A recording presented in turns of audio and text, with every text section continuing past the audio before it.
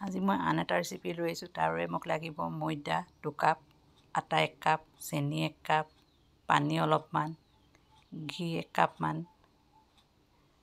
আৰু নিমখ অলপ। তাৰপৰা এইখিনি মিলাই ল'ব।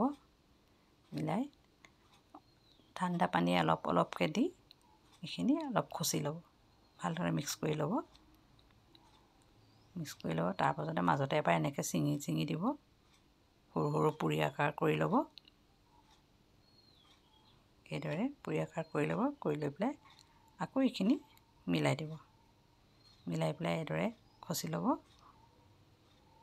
তাৰপৰা ইয়াত এতিয়া অলপমান ঘি দি দিব। ঘি দি চাৰিওফালে ঘিখিনি মিলাই দিব এবাৰ। মিলাই পেলাই এখন কটন কাপোৰে আধা ঘণ্টা 20 মিনিট হয় ঢাকি থৈ দিব। তাৰপাছত এখন প্লেট বা বাতিত আপোনালোকে এনেকৈ ঘি ল'ব 4-5 চামুচ। তাতে ময়দা বা কৰ্ণফ্ল'ৰ 4-5 চামুচ ল'ব। লৈ পেলাই ভালকৈ মিক্স কৰিব। মিক্স কৰি এইদৰে পেষ্ট এটা বনাই ল'ব।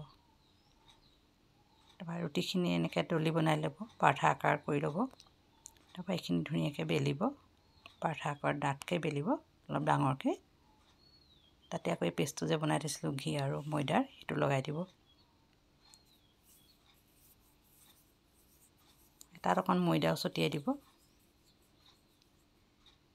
তাৰ ওপৰত আকৌ এটা পাৰঠা এনেকৈ জাপি দিব। 2-3টা আপোনালোকে যেইটা দিয়ে, ডাঙৰ চাইজটোৰ ওপৰত কথা, যাক যিটো চাইজ লাগে। মই 2টাই দিছোঁ। এইদৰে জাপি ল'ব। তাত আকৌ অলপমান ময়দা ছটিয়াই দিব। তাৰপৰা এখন কাটাৰ হওক বা কটাৰী হওক, এইদৰে যিটো শ্বেপত লাগে, এইটো শ্বেপ হ'লে ভাল হয়, ইমানটোমান চাইজৰ। এনেকুৱা শ্বেপত আপোনালোকে কাটি যাব।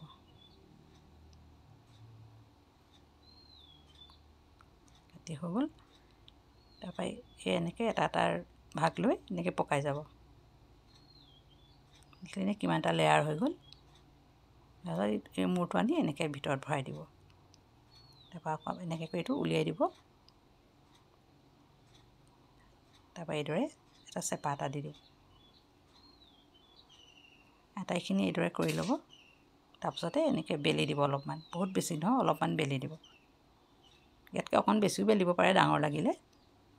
চব বেলি ল'ব এনেকৈ। তাৰপৰা কেৰাহীত তেল গৰম হ'ব দিব। তেলখিনি যেতিয়া গৰম হ'ব, তেতিয়া এইকেইটা এটা এটাকৈ দি দিব।